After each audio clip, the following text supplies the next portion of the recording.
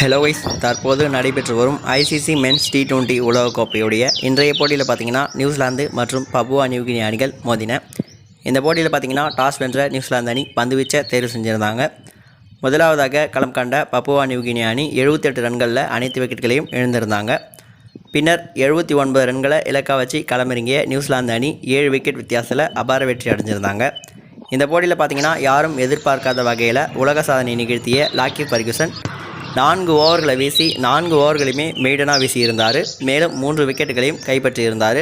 இதற்கு முன்னதாக பார்த்தீங்கன்னா T20 கிரிக்கெட் வரலாற்றிலேயே 4 ஓவர்களை வீசி 4 ஓவர்களையும் மெய்டனாக வீசிய பந்து வீச்சாளர் பார்த்தீங்கன்னா கன்னட அணியைச் சேர்ந்த சல்ஃபின் சஃபார் என்ற வீரர் பார்த்தீங்கன்னா 4 ஓவர்களை வீசி 2 விக்கெட்டுகளை கைப்பற்றியது மட்டும் இல்லாமல் 4 ஓவர்களையும் மெய்டனாக வீசியிருந்தார்.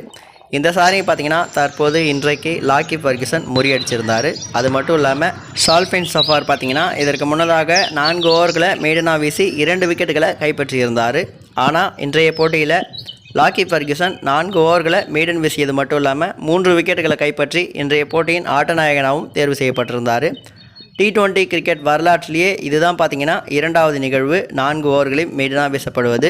அது மட்டும் இல்லாமல் நேற்றைக்கு தான் பார்த்தீங்கன்னா நேபாள் மற்றும் பங்களாதேஷ் அணிக்கு இடையேயான போட்டியில் பங்களாதேஷ் அணியைச் சேர்ந்த தன்சிம் ஹசன் ஷகிப் என்ற வீரர் T20 உலகக்கோப்பை வரலாற்றிலேயே ஒரு ஸ்பெல்லில் அதிக டாட் பால்களை வீசிய பந்து வீச்சாளர் எனும் பெருமையை பெற்றிருந்தார்.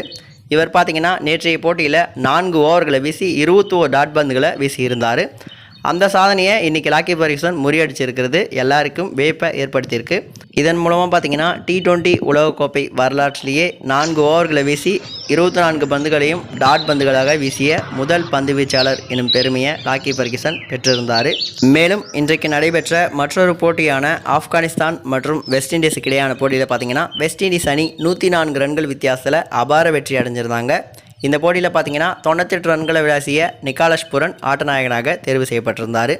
இதை பற்றி உங்களுடைய கருத்து என்ன அப்படின்றத மறக்காமல் கமெண்ட் பாக்ஸில் ஷேர் பண்ணுங்கள்.